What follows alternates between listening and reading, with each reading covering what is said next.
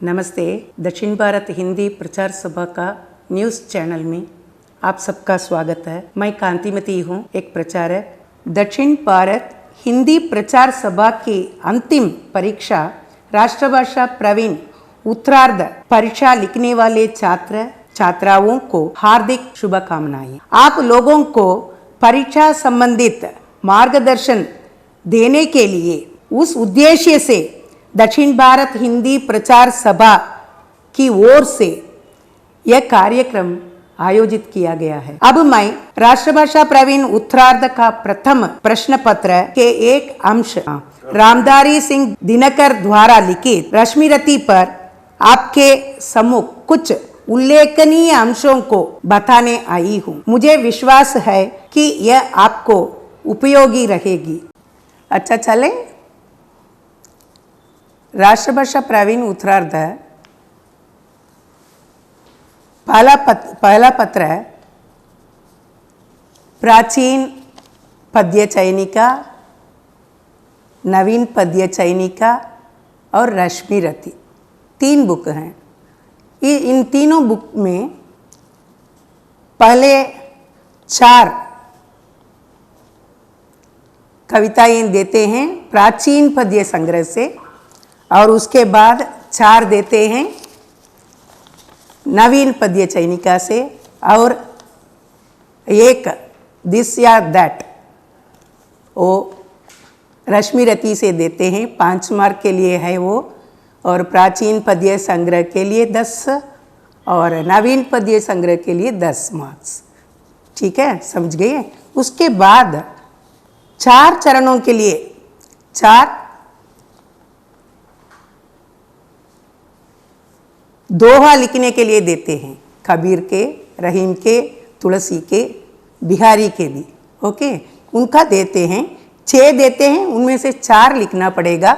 उसके लिए 10 मार्क 10 अंक दिए हैं।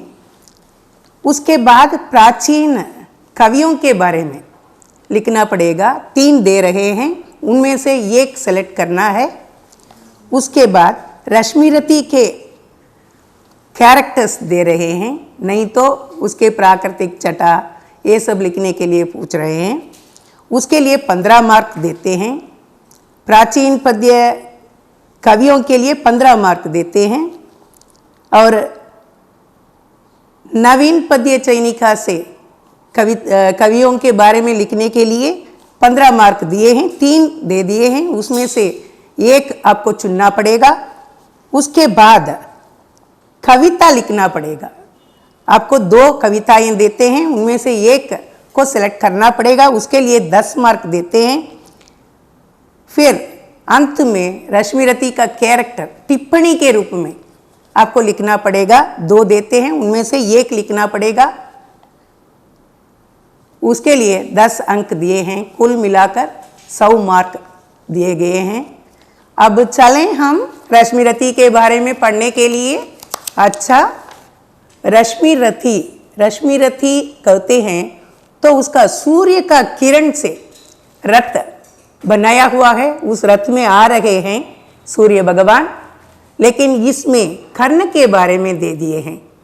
ये कर्ण कौन है? कुंती का बेटा है, लेकिन अंत में ही ये पता चलता है कि ये कुंती का बेटा है। इसका जो लिखते हैं, इसके कवि हैं रामधारी सिंह दिनकर जी। ये राष्ट्र कवि हैं।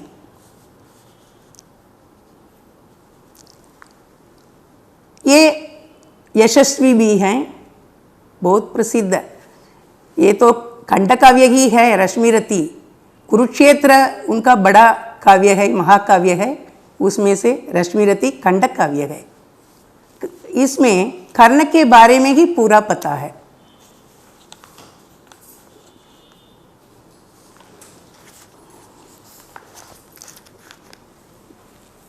इसमें 7 सर्ग दिए गए हैं। 7 सर्गों में पहला सर्ग कर्ण का आगमन दिया हुआ है। उसके बाद सेकंड में अर्जुन से उनका क्या हुआ ये सब दिया हुआ है। उसके बाद तृतीय सर्ग में पांडव के बारे में, और पांडव क्या मांग रहे हैं। कृष्ण उनके पास आते हैं, कौरव के पास आते हैं और मांगते हैं, उनके लिए राज्य मांगते हैं, लेकिन वो देने के लिए तैयार नहीं है। दुर्योधन देने के लिए तैयार नहीं है। तो चतुर्थ में इंद्र ब्राह्मण के वेश में कर्ण के पास जाता है।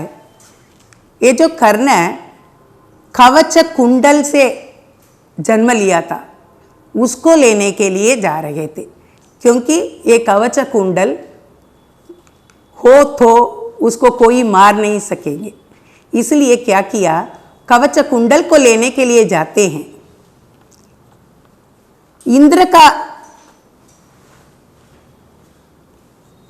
आगमन सूर्य भगवान जानते हैं और कहते हैं कर्ण से नहीं देना, लेकिन कर्ण कहता है ये मेरा कर्तव्य है, जो मांगते हैं। अच्छा, तो इंद्र कर्ण के पास आता है। He was asking to give the kavacha kundal to him. That is, he is thinking about Arjun.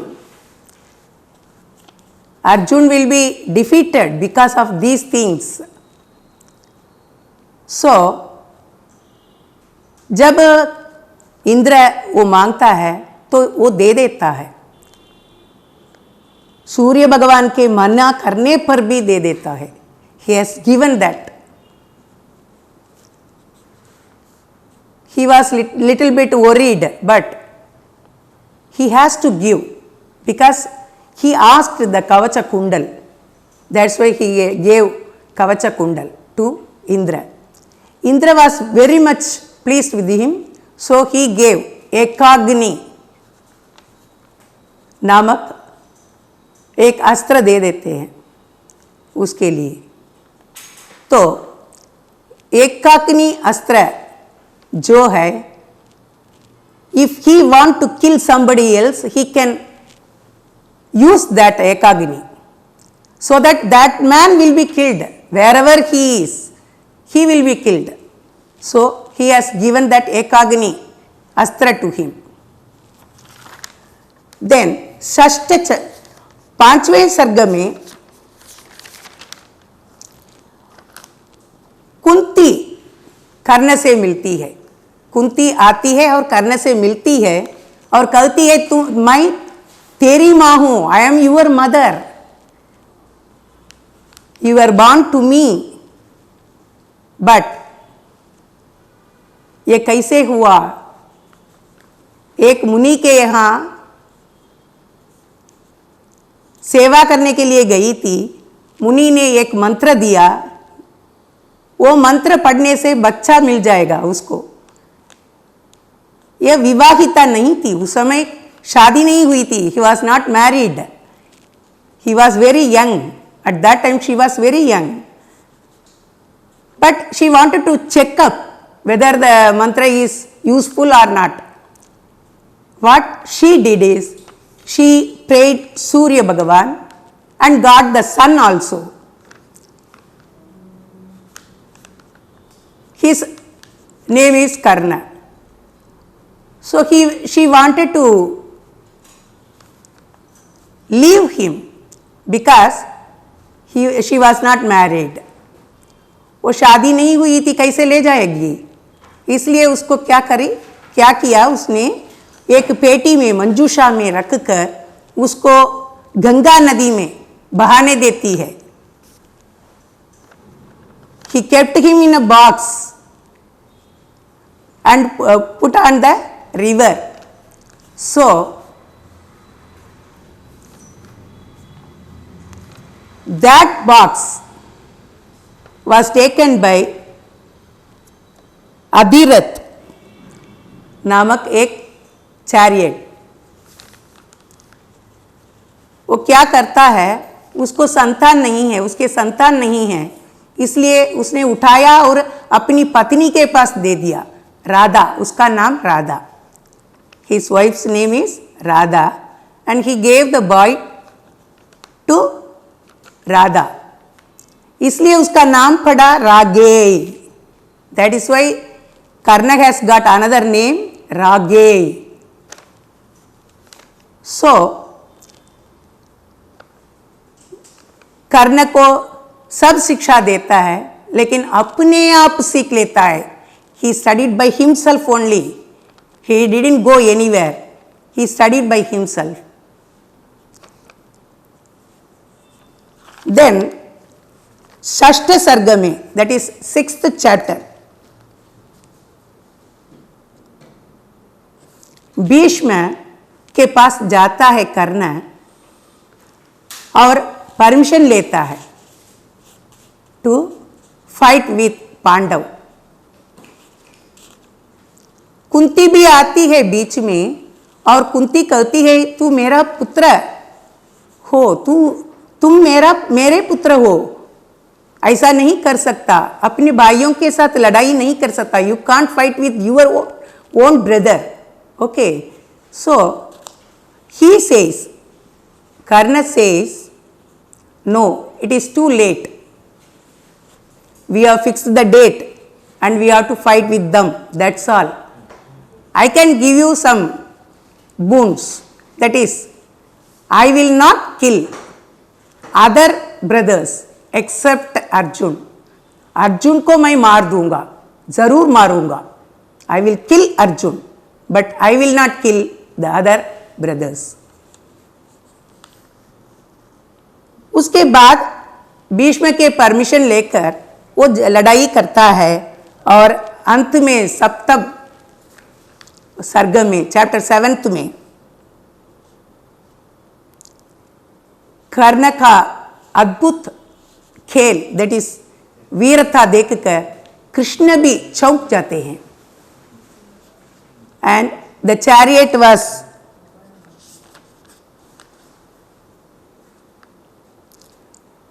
मिट्टी के अंदर घुस जाता है और उससे लड़ाई करते समय उसको नीचे उतरना पड़ता है, उसको ठीक करवाना पड़ता है, तो नीचे उतरता है। उस समय कृष्ण की आज्ञा से उसको मारना पड़ता है अर्जुन को। अर्जुन उसे तीर चलाकर मार देता है। सो यही रश्मिरथी की कहानी है।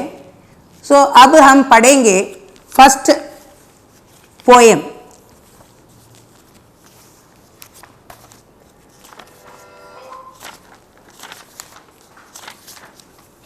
जय हो जग में जले जहां भी, नमन पुनीत अनल को जिस नर में भी बसे, हमारा नमन तेज को बल को किसी वृंत पर खिले विपिन में, पर नमस्य है फूल सुधी खोजते नहीं, गुणों का आदि शक्ति का मूल। प्रस्तुत पद्यांश दिनकर द्वारा रचित रश्मिरथी के प्रथम सर्ग से लिया गया है। आपको ऐसा लिखना पड़ेगा कि संदर्भ, प्रसंग, व्याख्या, डेफिनेशन, ये सब अलग अलग लिखना पड़ेगा, तभी अंक मिलेगी आपको। इस पद्यांश को रश्मिरथी का मंगलाचरण मान सकते हैं। यही पहला है तो मंगलाचरण प्रेयर के रूप में मान सकते हैं। इस पद्य में कवि ने संसार के वीरों और गुणशाली व्यक्तियों के प्रति अपनी श्रद्धा अर्पित की है। ये जो पुस्तक मैं पढ़ रही हूँ ये दक्षिण भारत का है। उन्होंने व्याख्यान माला भी दे दिया है, उसको भी पढ़ेंगे तो बहुत आसानी से पढ़ सकते हैं। ये रश्मिरथी का बुक भी इतनी आसानी से पढ़ सकते हैं, इसके इस्तेमाल करेंगे तो अच्छा होगा। आप सब यूज करेंगे तो अच्छा होगा। और कवि कहता है कि संसार में कहीं भी प्रतिभा हो, किसी में भी गुण हो, मैं उसका अभिनंदन करता हूं। प्रतिमा कहीं भी हो वह पूजनीय है, इट इज वर्थ।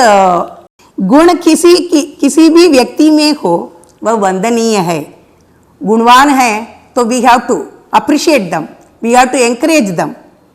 केवल राजवाटिकाओं में खिले फूल मात्र फूल नहीं कहलाते, वो पैलेस गार्डन में फूल खिले हैं, बहुत फूल खिले हैं, तो वही फूल कहलाते हैं क्या? नहीं।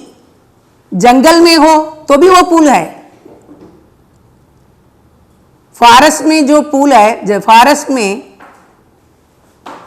we can get so many flowers, that is also flowers. We can use the flowers, all flowers given by God, so we can use that. Okay, उसमें भी शक्ति जरूर होती है, फूल में शक्ति होती है, पूजा फलन मिलती है, पूजा फल मिलती है हमें। वे तो गुण की शक्ति की परख करते हैं। कबीर ने भी ठीक कहा है, जाति न पूछो साधु की, पूछ लीजिए ज्ञान। हमें जाति पूछना नहीं चाहिए, कौन सा कास्ट है, ये सब we should not ask them, we should take their knowledge, we should gain their knowledge from them. मोल करो तरवार का, पड़ा रहन दो म्यान, ये कबीर का कहना है, ये सही है। यही कहते हैं, जिस प्रकार म्यान असली वस्तु ना होकर तलवार ही असली वस्तु है, रियल थिंग इज तलवार। We want sword, we want to fight with other people and we want sword only, we don't want the where the sword has kept. So ये पैराग्राफ बताते हैं कि फूल कहाँ भी हो उसे हम एक्सेप्ट करना है, हमें एक्सेप्ट करना है, क्योंकि फूल पूजा के लिए इस्तेमाल करते हैं। We are using the flowers to pray God. So Karna कहीं भी हो, कर्ण को एक्सेप्ट करना ही चाहिए, इसीलिए ये पैराग्राफ देते हैं। और जलद पटल में छिपा किंतु रवि कब तक रह सकता है, युग की अवहेलना शूरमा कब तक सह सकता है।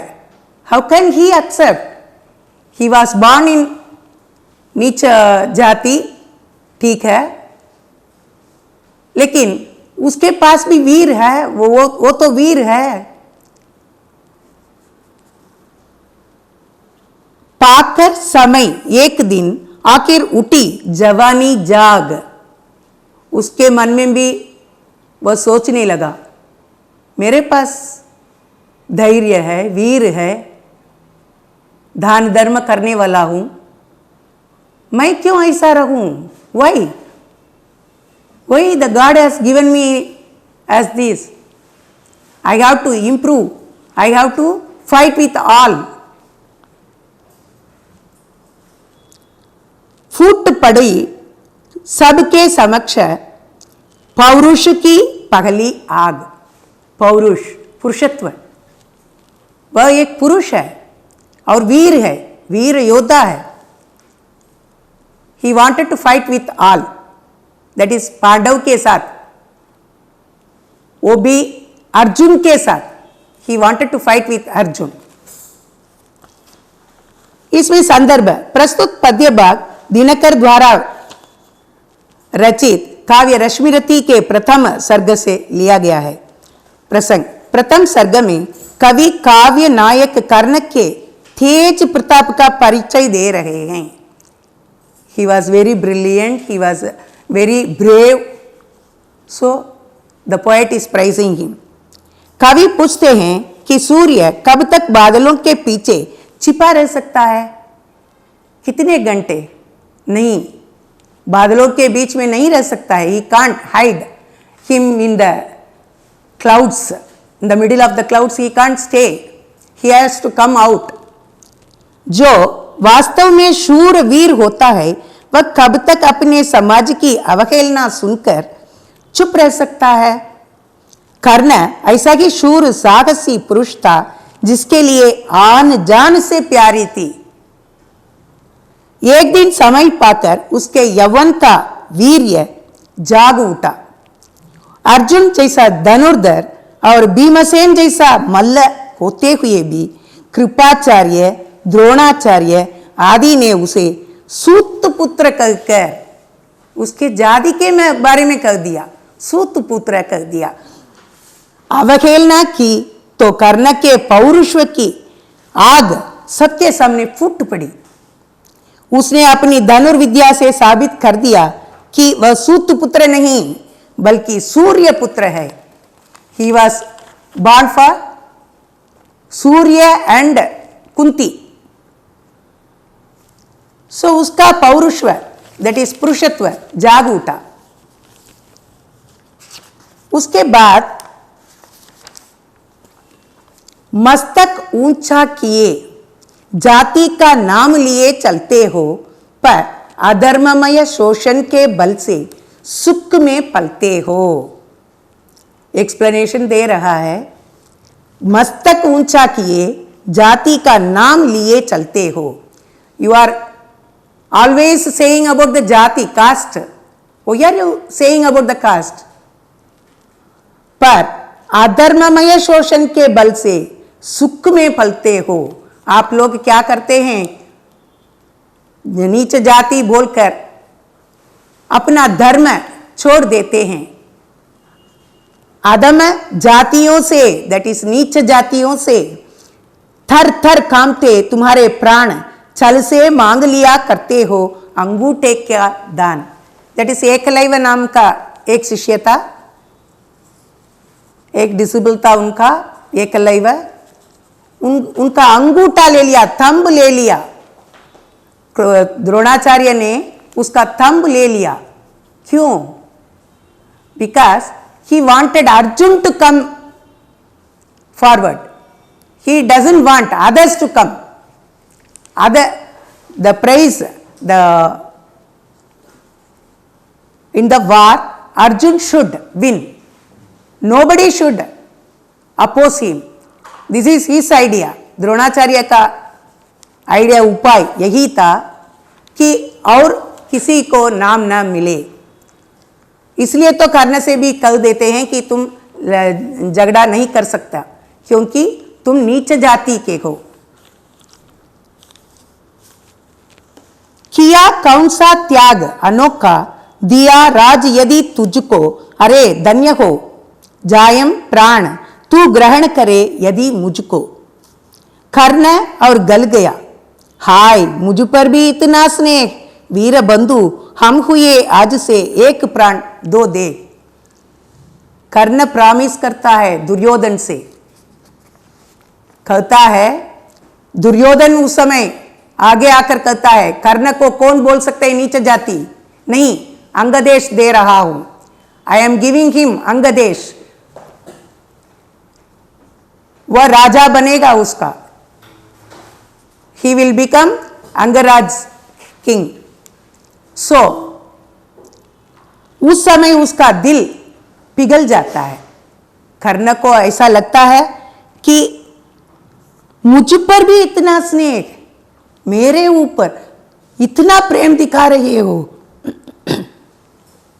वीर बंधु हम हुए आज से एक प्राण दो दे। वी आर टू बॉडीज लेकिन वी आर ओनली वन।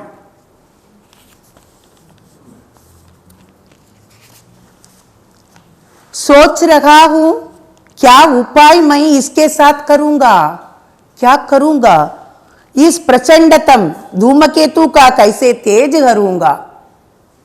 शिष्य बनाऊंगा न कर्ण को, यह निश्चित है बात, रखना ध्यान विकट प्रतिभट का, पर तू भी है तात। सोच रहा हूं क्या उपाय मैं इसके साथ करूंगा। द्रोणाचार्य कहते हैं, what I have to do with this Karna? Karna is very brave. If Arjun fight with him, he will be defeated. So Dronacharya कहते हैं मैं उसको अपना शिष्य नहीं बनाऊंगा, उसको कुछ नहीं सिखाऊंगा, I will not teach him anything. यही इस पैरा में कह रहे हैं कि रखना ध्यान विकट प्रतिपट का, पर तू भी है तात, तात यू बी केयरफुल विथ करना। सो ये है पहला सर्ग में। दूसरा सर्ग में आई है वीरता तपोवन में, क्या पुराई कमाने को, या संन्यास साधना में है दैहिक शक्ति जगाने का, मन में तन का सिद्ध यंत्र अथवा शस्त्रों में पाया है, या कि वीर कोई योगी से युक्ति सीखने आया है। तो आई है प्रस्तुत पद्यांश दिनकर द्वारा रचित रश्मिरथी के द्वितीय सर्ग सेकेंड चैप्टर से लिया गया है। इस पद्यांश में परशुराम की कुटी का परिचय है। Parshuram was staying in a tent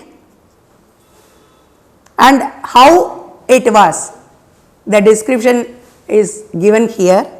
Parshuram की कुटी के पास एक ओर कमंडल आदि तप के साधन और दूसरी ओर धनुष बाण और तीर बर्छे देखकर कवि आश्चर्यजनक ढंग से कहता है कि यह किसकी कुटी हो सकती है?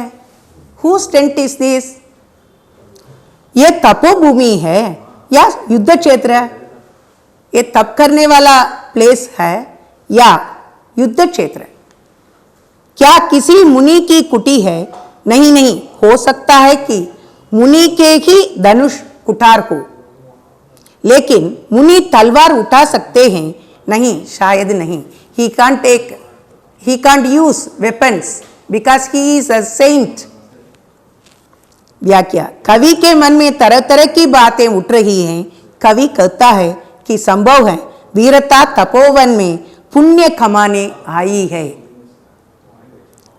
हो सकता है कि कोई वीर ही युद्ध के भीषण स्थितियों को देखकर वैरागी हो गया हो और अब पुण्य की प्राप्ति के लिए तप कर रहा हो। वो सब कुछ पा लिए हैं। मुनि परशुराम का है यह tent. It belongs to Parashuram, and Parashuram is a saint, but he was having so many weapons in his tent. ऐसी बात तो नहीं है कोई सन्यासी अपनी साधना में शारीरिक शक्ति भी विकास कर रहा हो। ऐसा तो नहीं कि मन ने चारित्र की सिद्धि का उपाय शस्त्रों के रूप में पाया हो। कौन जाने कोई वीर ही यहाँ योगी से कुछ युक्ति सीखने आया हो।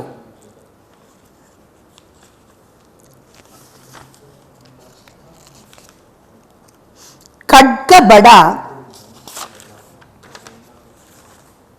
उद्धत होता है, उद्धत होते ही राजे, इसलिए तो सदा बजाते रहते वे रण के बाजे। Kings always want fighting with other people, something for a girl or for their elaboration of their country. और करे ज्ञानी ब्राह्मण क्या, असी विहीन मन डरता है, राजा देता मान, भूप का वही भी आदर करता है। भूप राजा, he was giving respect to the king also. अपने आश्रम से कुछ दूर हटकर एक वृक्ष की छाया में गुरुवर परशुराम कर्ण की जांघ पर सिर रखकर सो रहे हैं। He was sleeping, putting his head on his thigh. At the same time, one insect was roaming there and it bites the thigh of Karna. कर्ण सह लेता है, दुख सह लेता है, क्योंकि उसके मन में ये है कि अपने गुरु का नींद उड़ न जाए। उसके जांघ से इधर से उधर ब्लड दैट इज खून निकल रहा है। उस खून के बहाने से एक निर्जर जैसा हो रहा है, उसमें से एक बूंद गुरु के शरीर पर पड़ जाता है और परशुराम उठ जाते हैं। Parshuram wakes up and says, "You are not a Brahman. You are not a Brahman. You are a Kshatriya." कर्ण को तो पता नहीं है वो कौन है, उसके मन में यही है कि राधा का बेटा है, सारथी का बेटा है, उसको पता नहीं था उस समय। तो कल देते हैं मेरे सिखा हुआ सारा पाठ समय पर काम नहीं देगा। You can't use my advices eight that time of war, you can't use it, you will forget it. ऐसा शाप देते हैं, कर्स देते हैं। नित्य कहा करते हैं गुरुवर खड्ग महाभयकारी है, इसे उठाने का जग में हर एक नहीं अधिकारी है, वही उठा सकता है इसको जो कठोर हो कोमल भी, जिसमें हो धीरता वीरता और तपस्या का बल भी। तपस्या का बल है लेकिन वो कह देते हैं कि उसका फल उसको नहीं मिलेगा। कर्ण ब्रह्मतेज की तुलना में छात्र तेज से दीप्त अपने गुरु परशुराम जी के व्यक्तित्व और चरित्र के बारे में सोच रहा है। उसे गुरु जी की एक बात याद आती है। वह सोचता है कि उसके गुरु का कहना सही है कि तलवार बहुत ही भयकारी है। Sword is a fearful one. Okay, वह हर एक के वश में नहीं आती। तलवार यानी खड्ग उठाने का अधिकार हर किसी को नहीं। जो शुद्ध वीर हो तलवार उसी के वश में आती है। वही वीर पुरुष खड्ग उठा सकता है जिसका हृदय कठोर होने के साथ कोमल भी हो तथा जिसमें धैर्य हो। किसके साथ कठोरता बरतनी चाहिए और कब किसके साथ कोमलता का व्यवहार करना चाहिए, इसका विवेक उसमें होना चाहिए। तात्पर्य यह है कि शुद्ध वीर वही है जिसमें वीरता और पराक्रम हो, साथ में धैर्य और तपस्या का बल भी। हाय कर्ण, तू क्यों जन्मा था?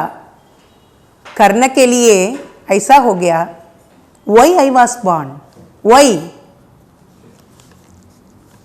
He was very, very unlucky in every situation. He is facing troubles. कर्ण तू क्यों जन्मा था? जन्मा तो क्यों वीर हुआ? कवच और कुंडल भूषित भी तेरा अधम शरीर हुआ। दंस जाए वह देश अतल में, गुण की जहां नहीं पहचान, जाति गोत्र के बल से ही आदर पाते हैं जहां सुजान। वो अच्छा आदमी है तो भी उसके जाति के बारे में पूछते हैं। All are asking about his caste. Why? Because of his caste. He doesn't know, but he is a Kshatriya, but he doesn't know. But because of that he was facing so many problems. कर्ण सोचता है हाय उसका जन्म ही क्यों हुआ? Why I was born? यदि कर्ण जन्मा भी तो वीर क्यों जन्मा? कर्ण का शरीर कवच कुंडल भूषित था, हर एक के वश में नहीं आती। तलवार यानी खड्ग उठाने का अधिकार किसी को भी नहीं है। तलवार उठाना बहुत मुश्किल है, क्षत्रिय ही कर सकता है। सभी लोग वीरता और विशेषता की परख नहीं करते, सर्वत्र जाति ही पूछते हैं। कर्ण का हृदय हाहाकार कर उठता है। He was very much upset because everybody is asking his caste. भला ऐसा देश का जहां जाति की ही पहचान की जाती है, गुण की नहीं, कैसे कल्याण संभव है? ऐसे देश की उन्नति की आशा नहीं की जा सकती। ऐसे राष्ट्र का पतन अवश्य होगा जरूर। विशेषता, इन पंक्तियों में तत्कालीन जाति भेद की रूढ़ियों की कटु आलोचना की गई है। हमारे वो रामधारी सिंह दिनकर हैं, he was also not satisfied with this caste. All are asking about caste, that is not good. Nowadays we are improving a lot, but in those days it is a must. उसके बाद परशुराम ने कहा, कर्ण यह शाप अटल है, सहन करो। जो कुछ मैंने कहा उसे सिर पर ले सादर वहन करो। इस महेंद्रगिरी पर तुमने कुछ तोड़ा नहीं कमाया है। मेरा संचित निखिल ज्ञान तूने मुझसे ही पाया है। परशुराम पछताते हैं क्योंकि कर्ण इतना अच्छा वीर है, उसको शाप दे दिया मैंने, ऐसे पछताते हैं। कहते हैं कर्ण अपनी जाति का रहस्य खोल देता है तो परशुराम की क्रोधाग्नि और भी भड़क उठती है। कर्ण झट से गुरु के चरणों में झुक कर कहता है कि सच्चाई गुरुदेव, मैंने बहुत भारी भूल की। क्योंकि परशुराम के पास जब आता है वह ब्राह्मण कहता है अपने को, उसके मन में यह है कि मैं सारथी का बेटा हूं, ब्राह्मण नहीं हूं, ऐसा सोच रहा है। अब आप दंड दीजिए, उसे मैं ग्रहण करूंगा, आई विल एक्सेप्ट दैट। जिन आंखों में मेरे लिए स्नेह का जलता, आज उन्हीं से आग बरसाए हैं, जिसमें जलकर मैं चल के पाप से पवित्र हो सकूं। किंतु परशुराम के सामने बड़ी दुविधा है। परशुराम ने कर्ण को स्नेह से अपनी सारी कलाएं सिखाई थी। वे कर्ण को अपने पुत्र के समान मानते थे। बड़ी भी मार्मिक स्थिति है। इस समय क्या करेंगे? उनको पता चल गया कि वो नीच जाति का है तो शाप दे देते हैं, क्योंकि उसने झूठ कहा, ब्राह्मण कहा, इसलिए शाप देते हैं। और हम चलते हैं तृतीय सर्ग में। तृतीय सर्ग में कंकड़ियां जिनकी सेज सुगढ़ छाया देता केवल अंबर, विपदाएं दूध पिलाती हैं, लोरी आंधियां सुनाती हैं, जो लाक्षागृह में जलते हैं वे ही शूरमा निकलते हैं। कवि की उक्ति है कि सच्चे वीरों की उत्पत्ति राजभवनों के भोग विलास में नहीं होती। फूलों की शैया पर वीरों का जन्म नहीं हुआ करता। सच्चे वीरों का जन्म तो कंकड़ के बीच में होता है और उनका संकट और मुसीबतों में होता है। विपत्तियों ही शूरों को उत्पन्न करती है।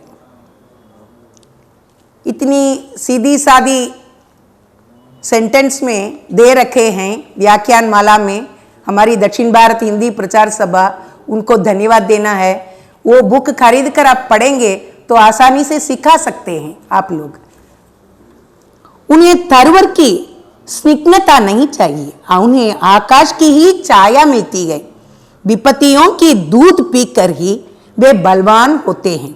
साधारण मनुष्य तो जैसे पौष्टिक पदार्थ से ही शक्तिशाली होते हैं, किंतु वीर तो रूपी संकट रूपी दूध का पान कर बलवान हुआ करते हैं। साधारण शिशुओं के समान उनका बचपन सुकोमल लोरियों से नहीं होता। कंकड़ियां यहां कष्टों के रूप में दिया गया है। विपदाएं आती रहती हैं जन्म में, उसको हमें सहन करना चाहिए। लाक्षागृह से संबद्ध उस कहानी की ओर संदर्भ संकेत है, जबकि दुर्योधन ने लाख के घर में पांडवों को जला डालने का षड्यंत्र रचा था। परंतु साहसी पांडव लाक्षागृह से बाहर आ गए और इस घटना से विचलित हुए बिना निरंतर आगे बढ़ते रहे। उनको तो सामना करना ही पड़ेगा ना। तो भगवान सभा को छोड़ चले, करके रण सरगर्जन घोर चले। सामने कर्ण सुकुचाया सा, आ मिला चकित बरमाया सा। हरि बड़े प्रेम से कर धर कर ले चढ़े उसे अपने रथ पर। भगवान ले जाते हैं उनको विश्वरूप दिखाकर, कर्ण को ले जाते हैं और कहते हैं बेटा तुम तो कुंती का बेटा है, कुंती के सारे तुम्हारे भाई हैं, सारे बच्चे तुम्हारे भाई हैं, उनके साथ लड़ाई करेगा क्या? नहीं करना, छोड़ दो, दुर्योधन को छोड़कर आ जाओ। लेकिन वो दुर्योधन को कैसे छोड़ेगा? ही कांट, क्योंकि दुर्योधन ने ही सहारा दिया था उस समय संकट में, दुर्योधन ने ही सहारा किया था। उसने उसको अंगराज दिया, किसी से नहीं पूछा, अंगराज दे दिया था, अंगराज का पद दे दिया था। तो उसको कैसे छोड़ेगा वो? इसलिए वो मना करता है, कृष्ण से बोलता है नहीं जी मैं नहीं छोड़कर आऊंगा। तो उसके बाद मैं सूत वंश में पलता था, अपमान अनल में जलता था। उस दिन मैंने कहा, अर्जुन से लड़ाई की, उस समय किसी ने नहीं कहा कि मैं सूत पुत्र हूं, मैं क्षत्रिय पुत्र हूं, कुंती का बेटा हूं। उस सभा में कहना था, अब आकर कह रहे हैं। You are telling now but you have to tell it before that. सब देख रही थी दृश्य प्रता, मां की ममता पर हुई वृता। छिप कर भी तो सुधी ले न सकी, छाया अंचल की दे न सकी। कर्ण ने कहा कि कुंती ने तो दुश्मन का साथ व्यवहार कर सारी नारी जाति को बदनाम किया है। वह मुझे प्यार दुलार क्या क्या देती, मेरा लालन पालन कहां तक करती। मुझे तो नदी में फेंक आई। उसने क्या किया? नदी में डाल दिया। क्यों? उस समय मुझे पालना था। सूत वंश में पलने के कारण जब जाति कुल को लेकर मेरा घोर अपमान हुआ। I was ill treated by सब ऑल उसको इल ट्रीट करते थे। उस समय भी कुंती यह दृश्य दूर से देख रही थी, मगर ना कही कि ये मेरा बेटा है। वे मेरी रक्षा के लिए क्यों नहीं आई? Why didn't she come that time? अनादर की ज्वाला में मैं जल रहा था, लेकिन कुंती का हृदय नहीं पिघला। वे छिप कर भी मेरी सुधि ना ले सकी, चुपचाप भी उन्होंने मेरी खोज खबर नहीं ली। अपने स्नेह रूपी आंचल की तनिक भी छाया मुझे वह न दे पाई। ऐसी स्थिति में दुर्योधन की प्रगाढ़ मित्रता को धोखा देखकर मैं पांडवों के पक्ष में कैसे आ सकता? नहीं, मैं नहीं आ सकता। दुर्योधन को छोड़कर मैं नहीं आ सकता, क्योंकि दुर्योधन ने ही मुझे आश्रय दिया और राजा बनाया। इसलिए दुर्योधन को मैं नहीं छोड़ूंगा। मैं ही ना सकूंगा विषम डंक, अर्जुन को भी होगा कलंक। सब लोग कहेंगे डरकर ही, अर्जुन ने अद्भुत नीति गही। चल चाल कर्ण को फोड़ लिया, संबंध अनोखा जोड़ लिया। तो वह कहता है, इसके अलावा कर्ण को यह भी आशंका है कि पांडवों की ओर मिल जाने से एक ओर तो वे बीरू कहलाएंगे। They will tell you are afraid of them, that's why you are not fighting with them. But Karna says no, I have to fight with them because of Duryodhan. I will fight with them. Duryodhan helped me a lot, and at the time of the war, he praised me and he have given the kingdom to me, so I have to respect him. और मैं विश्वासघाती नहीं रहूंगा।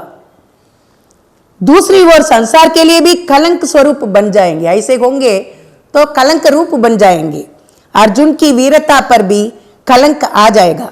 वे लोग कहेंगे कि अर्जुन अपने पराक्रम से जब कौरवों को हरा न सका तो उसने अद्भुत नीति अपनाई।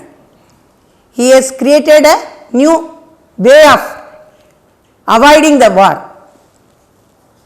धूर्तता से उसने कर्ण को अपनी ओर मिला लिया। इस तरह अर्जुन की वीरता के निष्कलंक चंद्र में कलंक कालिमा लग जाएगी।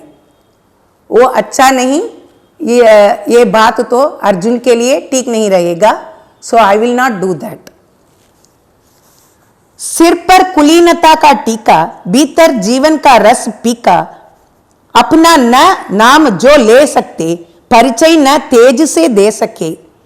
ऐसे भी कुछ नर होते हैं, कुल को काते और कोते हैं। अपने कुल को काते हैं और कोते हैं। Ramdhari Singh Dinkar is describing it like that. दुनिया में जाति और कुल ही बड़प्पन का लक्षण नहीं है। रामधारी सिंह दिनकर कहते हैं कि जाति और कुल ही बड़प्पन का लक्षण नहीं है। We should not see the caste and the गोत्र कुल, ये सब नहीं देखना है। We have to see how brave he is.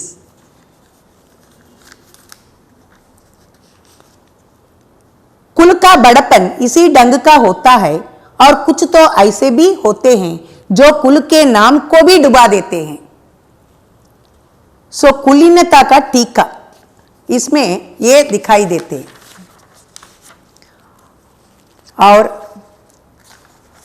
चतुर्थ सर्ग, 4th चैप्टर आ रहे हैं, उसमें सरिता देती वारी की पाकर उसे सुपूरित गण हो, बरसे मेघ भरे फिर सरिता, उदित नया जीवन हो।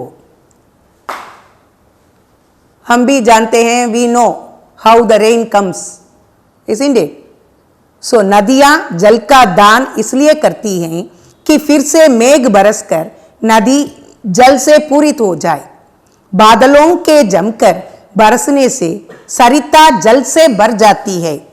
आत्मदान के साथ जगत जीवन का रुजु नाता है। जो देता जितना बदले में उतना ही पाता है। कोई भी दान बेकार नहीं जाता। हम दान देते हैं वो वापस आ जाते हैं हमें। जितना देता है वह बदले में उतना ही मिल जाता है।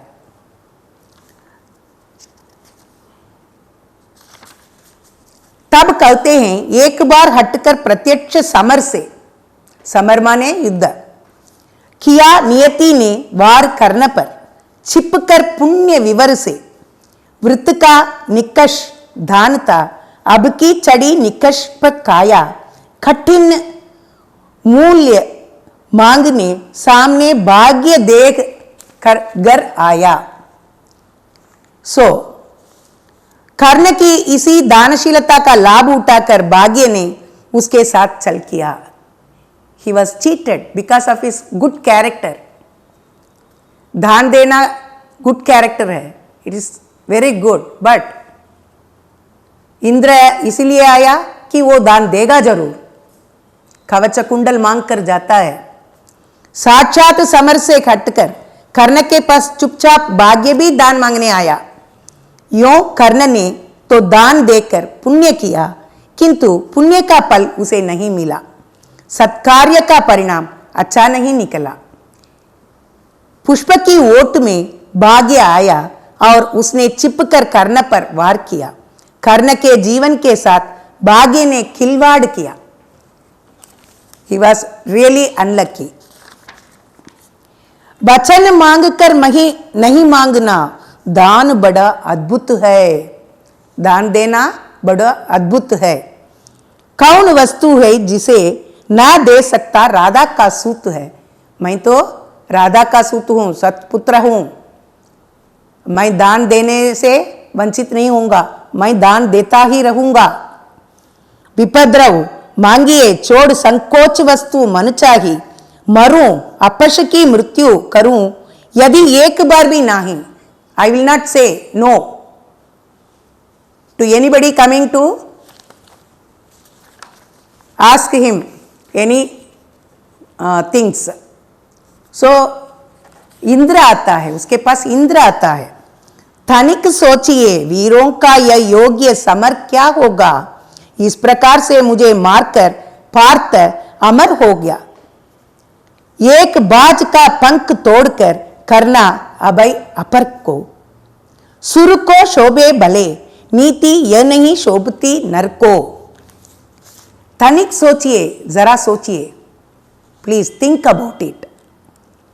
उसी प्रसंग में कर्ण ने कहा, लेकिन कवच कुंडल लेकर इस तरह मुझे दुर्बल बनाकर अर्जुन की जीत आप चाहते हैं। इंद्र से कहता है, आप जरा सोचिए, please think about it. You are taking from me to save Arjun, why are you doing this? वह क्या उचित है? Is it correct? आप विचार करें, क्या यह वीरों का युद्ध है? इस प्रकार पार्थ मुझे मारकर क्या वीर कहलाएंगे और संसार में अमर हो सकेंगे? नहीं, यह मानवों की लड़ाई नहीं है। मानवों की लड़ाई ऐसी नहीं हुआ करती। एक बाज के पंख काटकर दूसरे बाज को निर्भय बना देना, यह बाजों की लड़ाई कैसी? लड़ाई तो समान शक्ति वालों में ही शोभती है। छल से शत्रु को जीतना जीत नहीं है। यह भले देवताओं को शोभा दे, लेकिन मनुष्यों को यह नीति शोभा नहीं दे सकती। We can't cheat anybody like this. Karna was really unlucky. So उसके बाद हम चलते हैं षष्टम, that is 6th chapter. पंचम सर्ग में, that is 5th chapter, एक ही गोद के लाल कोक के बाई सत्य ही लड़ेंगे हो दो और लड़ाई। सत्य ही कर्ण अनुजों के प्राण हरेगा अथवा अर्जुन के हाथों स्वयं मरेगा। एक ही वो कर्ण जो है अपने भाइयों के साथ लड़ाई करने वाला है। यही तो कहते हैं कि नहीं करना, लड़ाई नहीं करना, अपने अपने भाइयों के साथ लड़ाई करना अच्छा नहीं है, छोड़ दो, यही कहते हैं इसमें। और युद्ध को समीप आया पाकर कुंती अथाह चिंता सागर में डूब गई। कुंती सोचती है, इसको कैसे रोकूं मैं? इसलिए she came to Karna and asking, you please stop the war, you can do it.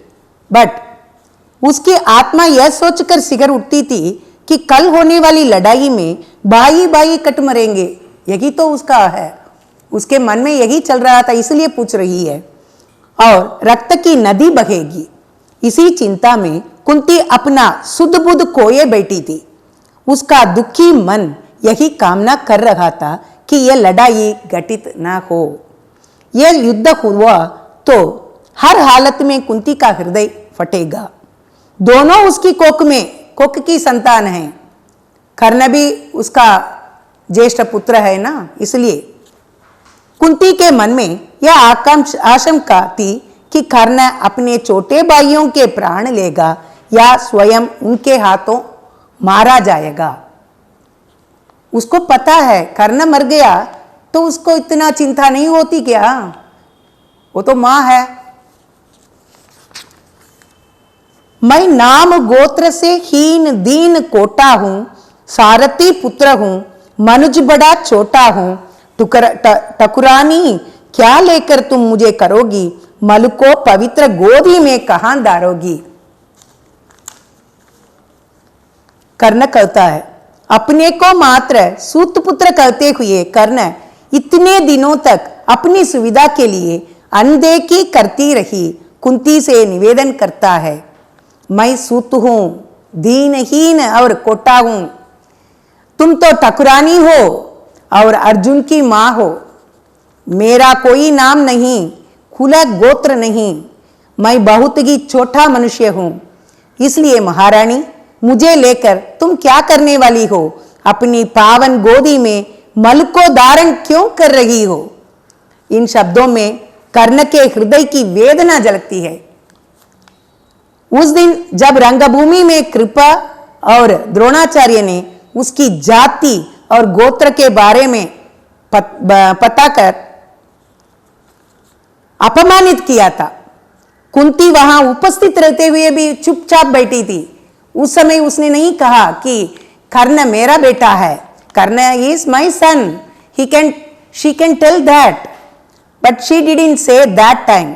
फिर दुर्योधन के प्रति समर्पित होने के कारण कर्ण अपनी निष्ठा नहीं बदल सकता। He said, I won't go back because of Duryodhan. He wanted to fight with Pandavas. सिर पर आकर जब हुआ उपस्थित रण गए, हिल उठा सोच, परिणाम तुम्हारा मन है।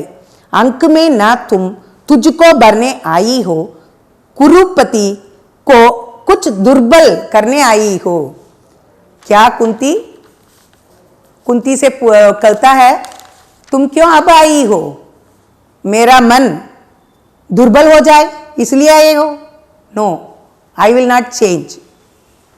I want to fight with them because I have promised Duryodhan. So I have to fight with Pandavas. अब हम आ रहे हैं षष्ठ सर्ग। मैं रहा रोकता ही क्षण क्षण पर हाय, हटी ये दुर्योधन, अंकुश विवेक का सह न सका, मेरे कहने में रख न सका, क्रोधांत भ्रांत मद में विभोर, ले ही आया संग्राम गोर। मैं रहा रोकता ही क्षण क्षण, कितना भी रोका तो भी रोक नहीं सकता ना, क्योंकि उसको तो दुर्योधन के लिए फाइट करना है। महारथी भीष्म ने कर्ण को अपने पास खींच लिया। उस समय भीष्म के पास जाता है और उसे छाती से लगाकर बोलने लगे, मैं बार बार दुर्योधन को रोकता रहा। I was stopping Duryodhan by fighting with the Pandavas. लेकिन दुर्योधन ने अपने हट के कारण मेरी बात कभी नहीं सुनी। But he didn't listen to me. बुजुर्ग लोगों के अनुभव और विवेक रूपी अंकुश वह सहन नहीं कर पाया। मेरी सलाह और उपदेश का उसके ऊपर कोई असर नहीं पड़ा। I was advising him a lot but he was not listening to me. वह क्रोध से अंधा बनाता, सही रास्ता नहीं पहचानने के कारण भ्रमित था, भ्रांत था, उसके अंदर अहंकार का मद था। इसी नशे से उन्मत्त दुर्योधन ने कुरुवंश को युद्ध में आज जोक दिया। इन पंक्तियों में भीष्म पितामह के हृदय में इतने दिनों तक बंद वेदना फूट पड़ती है। वे पांडवों के साथ दुर्योधन का भी हित चाहते थे, तभी तो कई बार युद्ध रोकने का प्रयास किया। He was trying to stop the war. हे महाभाग, कुछ दिन जी कर देखिए और यह समर, मुझको भी प्रलय मचाना है, कुछ खेल नया दिखलाना है। इस दम तो मुख मोड़िए नहीं, मेरी हिम्मत तोड़िए नहीं।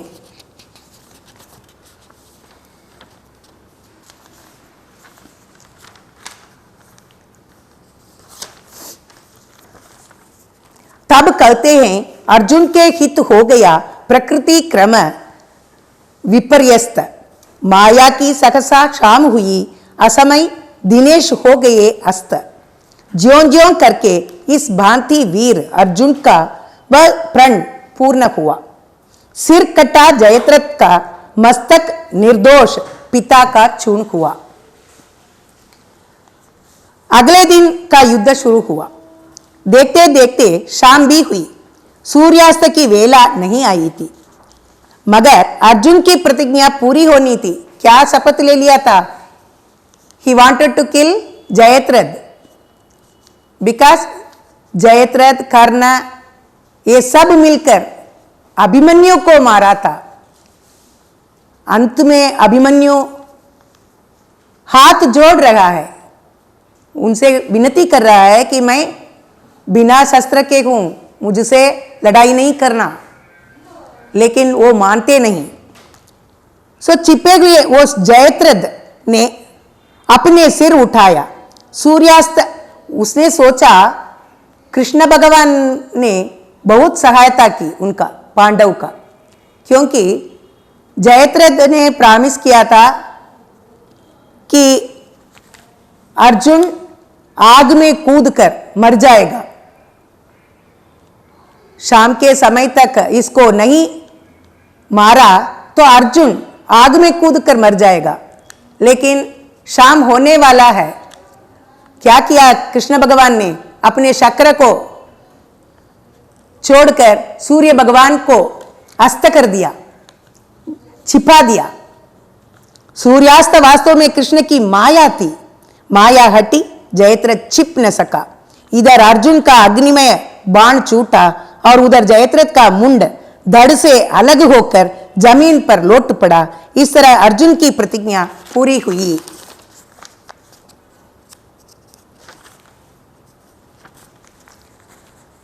अब आए 7th चैप्टर। काटता हुआ रण विपिन क्षुब्ध रागे गरजता था क्षण क्षण, सुन सुन निनाद की दमक शत्रु का व्यूह लरजता था क्षण क्षण। अरि की सेना को विकल देख बढ़ चला और कुछ उत्साह कुछ और समुद्वेलित होकर उमड़ी भुजा का सागर अथाह। काटता हुआ रण विपिन, जिस तरह जंगल को चीरते हुए सिंह लपकता है, कर्ण रणभूमि के वन को चीरता हुआ बढ़ रहा था। Karna was going forward to kill all. वह क्रोध में भरकर रग रग कर गर्जन करता था। उसके गर्जन की गूंज और अनुगूंज से शत्रु सेना यानी पांडव सेना कांप उठती थी। शत्रु सेना को भय खातर होते देखकर कर्ण के मन में उत्साह का संचार हुआ था। इससे उसकी भुजाएं सागर की लहरों की तरह हिलने लगीं। इस पद में अजय महावीर के रौद्र रूप का चित्रण हुआ है। भाषा में ओज गुण छलक उठता है।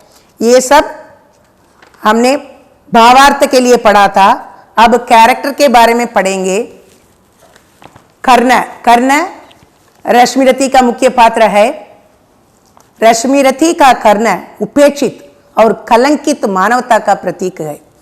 काव्य का शीर्षक भी कर्ण का चरित्र की महानता को स्पष्ट करता है।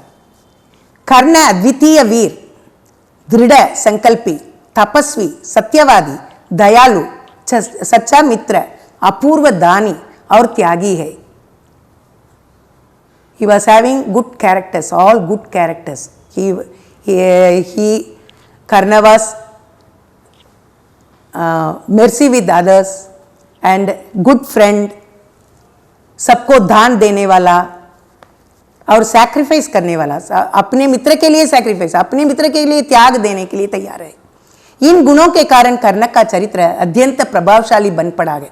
कर्ण कुंती का ज्येष्ठ पुत्र था। उस समय कुंती की शादी नहीं हुई थी।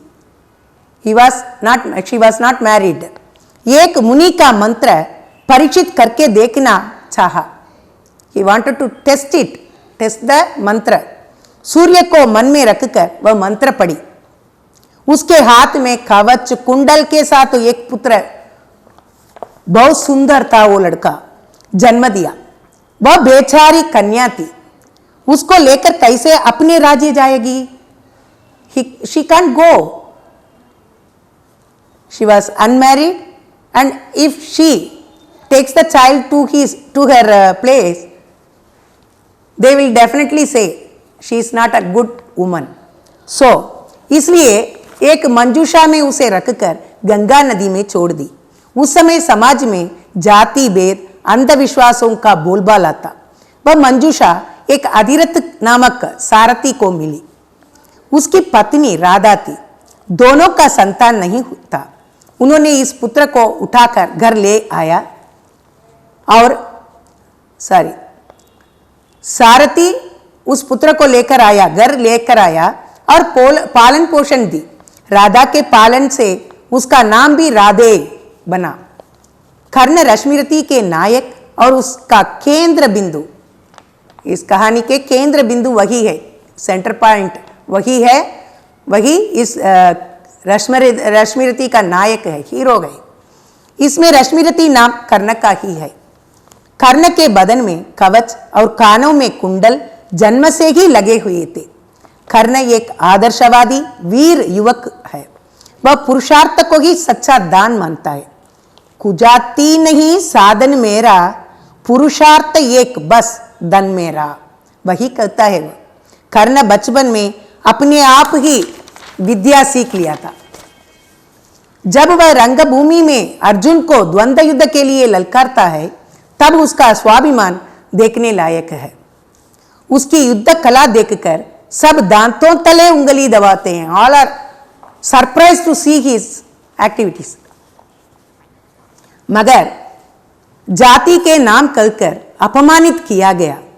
वह कहता है, पूछो मेरी जाति शक्ति हो तो मेरे भुजबल से दान देना कर्ण के चरित्र की विशेषता है। वह त्याग की साकार मूर्ति है। उसके पास दान मांगने जो आता है खाली हाथ नहीं भेजता। वह अपने प्राण तक दान देने को तैयार है। उसको पता था कि इंद्र अर्जुन के वास्ते अपने से कवच मांग रहा है। सूर्य भगवान भी आकर चेतावनी देते हैं, मगर वह अपना कवच छाती से चीरकर he was storing it and giving to Indra.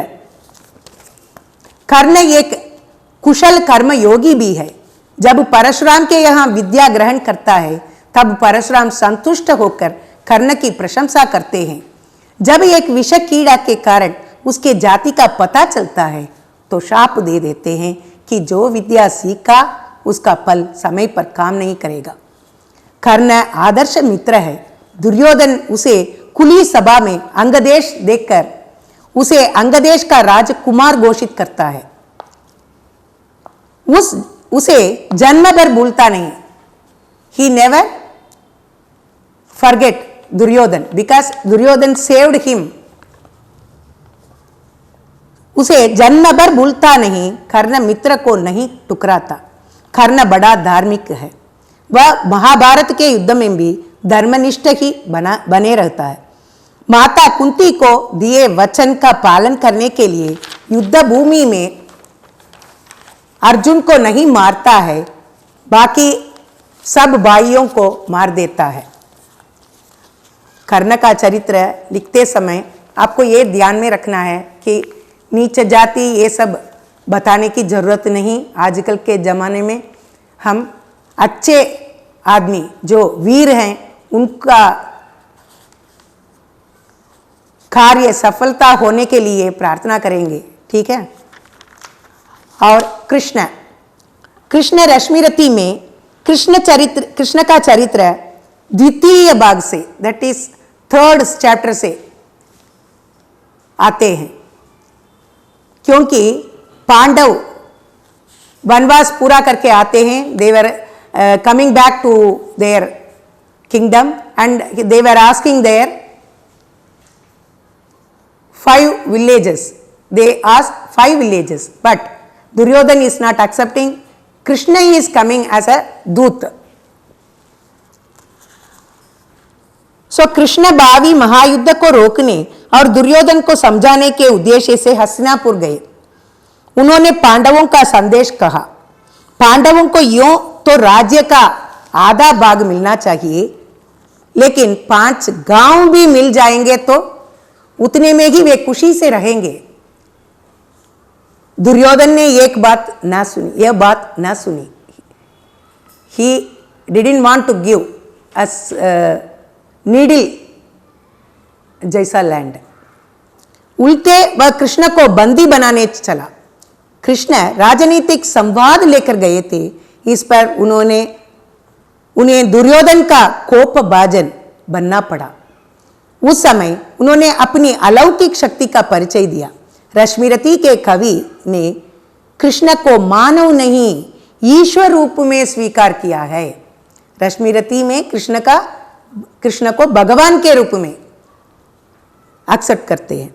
Krishna जब ये बातें कहते हैं तो साक्षात परब्रह्म ही मालूम पड़ते हैं, किंतु कृष्ण का यह अलौकिक रूप पाठकों को विशेष खटकता नहीं। उनके कार्यकलाप मानवीय धरातल पर ही उतर आए हैं, बल्कि मानवता की भी पूर्ण प्रतिष्ठा उनके चरित्र में नहीं हो सकी है। अथवा हम चाहे तो यह कह सकते हैं कि कृष्ण मानवोचित दुर्बलता से आगे नहीं उठ सके। He came to earth and he came to fight for the Pandavas. कर्ण के साथ उसका चल इस बात का प्रमाण है, लेकिन दूसरी दृष्टि से हम यह भी मान सकते हैं कि इससे अपने भक्त के प्रति उनकी असीम कृपा ही प्रकट हुई है। अपने भक्त की रक्षा के लिए असंभव को भी संभव बना देते हैं, क्योंकि सूर्य भगवान को छिपा देते हैं ना, जयद्रथ को मार देते हैं। कृष्ण का चल स्वाभाविक भी था। कौरवों ने भी बहुत छल कपट से पांडवों को अपदस्थ किया था। विजय का पथ सदैव कांटों से भरा होता है। कांटों को क्रूरतापूर्वक हटा फेंकना कदापि अनुचित नहीं कहा जा सकता। कृष्ण अर्जुन के रक्षक हैं, सारथी बन के आते हैं। रथ सारथी के रूप में बहुत कुशल हैं। वे कर्ण को सामने आया देख अर्जुन को सावधान करते हैं। He was saying, Karna was a very brave man. You have to fight with him, so be careful. ऐसा कहते हैं। कर्ण के ऊपर भी उनको इतना अच्छा, जब कर्ण की वीरता के आगे पांडवों का कुछ नहीं चल पाता, कृष्ण की ही कुशलता थी जिसने पांडवों की रक्षा की। अर्जुन को मारने के लिए कर्ण द्वारा एकअग्नि का प्रयोग उन्होंने घटोत्कच पर करा दिया। कृष्ण की बुद्धि की प्रखरता प्रशंसनीय है। उस समय वो एकाग्नि अर्जुन के ऊपर चलाने के लिए रखा था। He was having that ekagni to fight with Arjun, to kill Arjun. But Krishna की चतुराई ऐसी थी कि घटोत्कच को उस समय वहां भेज दिया, तो घटोत्कच के ऊपर वो एकाग्नि चढ़ाना पड़ा उसको। इस तरह उन्होंने अर्जुन की विजय के लिए रास्ता साफ कर दिया था। कर्ण जब दूसरी लड़ाई में फिर पांडवों को हराता हुआ आगे बढ़ता ही आ रहा था, तो कृष्ण ने फिर चलपूर्वक उनका संहार किया। उसके रथ का पहिया कीचड़ में इस प्रकार फंसा दिया कि कर्ण रथ निकालने में ही व्यस्त हो गया। इसी बीच अर्जुन को इशारा कर उन्होंने कर्ण का वध करने के लिए कह दिया। रथ के पहिए को धरती में फंसा रखने वाली घटना कृष्ण से हुआ। कृष्ण की अलौकिक शक्ति की व्यंजना होती है। धर्म की दुहाई देकर जब कर्ण न्याय की मांग करता है तो कृष्ण ने उसे उत्तर दिया, और वह उनकी तीक्ष्ण बुद्धि और पांडवों के साथ कौरव द्वारा किए गए छल की स्वाभाविक प्रतिक्रिया है। कृष्ण के चरित्र की एक विशेषता बिल्कुल अद्भुत है। विपक्षी के भी गुणों की वे उपेक्षा नहीं करते। कृष्ण केवल आदर्श मित्र और कुशल राजनीतिज्ञ ही न थे, वरन मानवोचित गुणों के प्रशंसक भी थे। जाति, कुल, शत्रु, मित्र आदि का ख्याल न कर किसी के भी गुण का आदर करने वाले थे। यही कारण है कर्ण के गुणों की प्रशंसा करते वे नहीं आगाते। कर्ण के प्रति उनकी ये युक्तियां इसी बात की परिचायक है। स्वभाव से वे प्रेमी और सहृदय थे। कृष्ण कैसे थे? कृष्ण बहुत अच्छे थे। दुर्योधन और कर्ण से प्रेम पूर्वक मिलना इसी कथन की पुष्टि करता है। कृष्ण के चरित्र चित्रण में रश्मिरति के कवि ने एक निजी विशेषता प्रकट की है। यद्यपि कृष्ण का चरित्र समस्त सर्गों पर छाया हुआ है, फिर भी कहीं कहीं कवि ने कृष्ण के विषय में स्वयं कुछ नहीं कहा है। कृष्ण का चरित्र चित्रण संकेतात्मक हुआ है। अर्जुन, इसके बीच में हम टिप्पणी के बारे में भी सोचेंगे। टिप्पणी में भीष्म के बारे में टिप्पणी लिखना है, तो भीष्म कहाँ से आते हैं? कौरव के साथ ही रहते हैं वो हमेशा। महाभारत की भांति रश्मिरथी में भी भीष्म के आदर्श चरित्र की प्रतिष्ठा की गई है।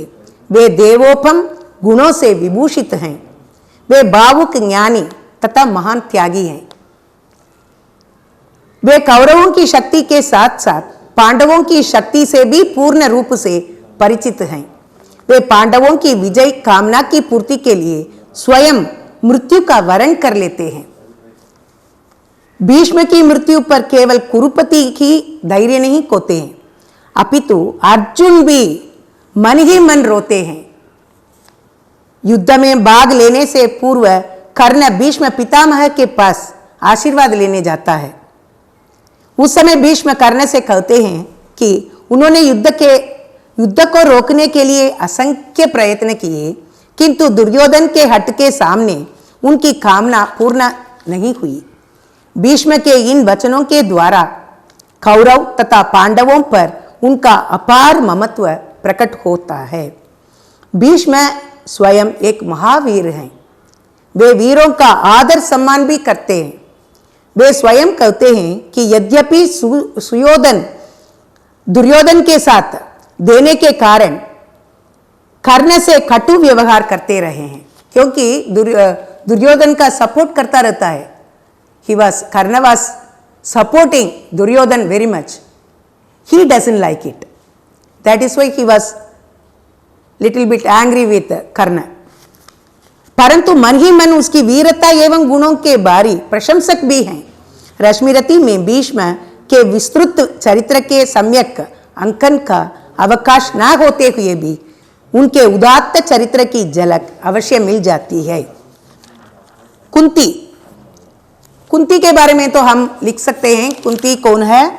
कुंती का चरित्र दिनकर जी रश्मिरथी में लिखे हैं। यदि कुंती अपने पुत्र कर्ण को मंजूषा में रखकर बहाई होती और कर्ण सूत पुत्र न कहलाता, जिससे रश्मिरथी का मूल ही नहीं मिल पाता और कवि कर्ण के माध्यम से समाज को जो संदेश देना चाहते थे वह निष्फल हो जाता है। ये तो कहानी बढ़ाना है ना, इसलिए उसने बहा दिया नदी में कर्ण को। इस प्रकार कुंती रश्मिरथी की सशक्त पात्र, very strong character in Rashmirathi. Kunti के चरित्र को भी कवि ने सशक्त बनाया है। इनके मातृ हृदय को कर्ण के प्रति वात्सल्य से शून्य नहीं रखा है। प्रथम सर्ग के अंत में जब कर्ण अपनी अद्वितीय धनुर्विद्या द्वारा सबको चकित कर रहा था, जब कृपाचार्य द्रोणाचार्य आदि उसे हीन जन्मा कहकर उसका तिरस्कार करते हैं दोनों मिलकर, जब दुर्योधन उसके गुणों पर मुग्ध होकर, क्योंकि उसको पता है, he knows he is a very brave man, he can fight with Arjun, so he was supporting him at that time, निचावर कर रहा था, तब कुंती भी शून्य दृष्टि से सभी दृश्यों को बड़े मनोयोग से आंखों द्वारा पी रही थी, अपने में ही खो गई थी। लेकिन उसने नहीं कहा, कुंती ने नहीं कहा, गलती किया उसने। दृश्यांत में कवि अवकाश निकालकर उसका मानसिक चित्र उतार लेना नहीं भूल सका।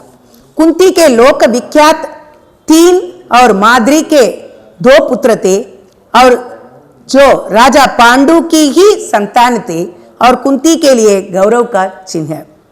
उसने अपने पुत्रों और वंश की सम्मान रक्षा के लिए कर्ण का जीवन वृत्त छिपाना अनिवार्य समझा, किंतु जब उसने देखा कि उसके बीच में आ जाने से महान संहारक युद्ध रुक सकता है, तब वह अपनी पद प्रतिष्ठा को एक ओर टेलकर अपने तनुज कर्ण के पास गई। He went to Karna. He went to meet Karna and she asked to stop the war. उसके नारीत्व ने पुत्र के पास अंत में जाने को बाध्य किया ही। वह जाकर कर्ण से कहती है, राधा का सुत नहीं, तनय मेरा है, जो धर्मराज का वही वंश तेरा है। वह पुत्र त्याग के दोष को अपने सिर पर लेती है और कह भी देती है कि यदि मेरी बाल बुद्धि ना होती तो मैं तेरा त्याग कदापि नहीं करती। किंतु इस विकट घड़ी को सामने उपस्थित देख अब मैं मूक नहीं रह सकती। अब तक भी तुम यह मत समझो कि मैं तुम्हें त्याग कर शांत जीवन बिता सकी हूं। ये सब मैं अपने हिंदी प्रचार सभा के व्याख्यान माला से पढ़ रही हूं। ये व्याख्यान माला जो है इतनी आसानी से पढ़ सकते हैं और रश्मिरति का पूरा भाग इसमें इतनी आसान से पढ़ने के लिए दे रखे हैं। आप सब इसको खरीद कर लाभ उठाएंगे मेरी ख्याल से। ये बहुत अच्छा है, आप सबको पढ़ाने में भी दिक्कत नहीं पड़ेगी। आपको रश्मिरति बाग आप सब समझे होंगे और आपको अच्छा लगा होगा। ये मैंने जो सिखाया समझ में आई होगी, मेरी ख्याल से समझ में आई होगी, ना तो बता देना। और आप सबको धन्यवाद और मैं कांतिमती विदा लेती हूँ आप सबसे। धन्यवाद। प्रिय दोस्तों, आशा करती हूँ कि यह वीडियो आपको उपयोगी सिद्ध हुआ है। हिंदी का प्रचार एवं प्रसार करने में सभा की सहायता करना और उसके कार्यकलापों के बारे में आपको अवगत कराना ही इस चैनल का मुख्य लक्ष्य है। अतः आपसे विनय पूर्वक यह निवेदन करती हूँ कि इस चैनल को सब्सक्राइब करते हुए इसकी यात्रा में हमें सपोर्ट प्रदान कीजिए। साथ ही इसमें आने वाले सारे वीडियोस को देखिए और लाइक व शेयर कीजिए। तो दोस्तों, इसमें आने वाले नए वीडियोस की प्रतीक्षा कीजिए।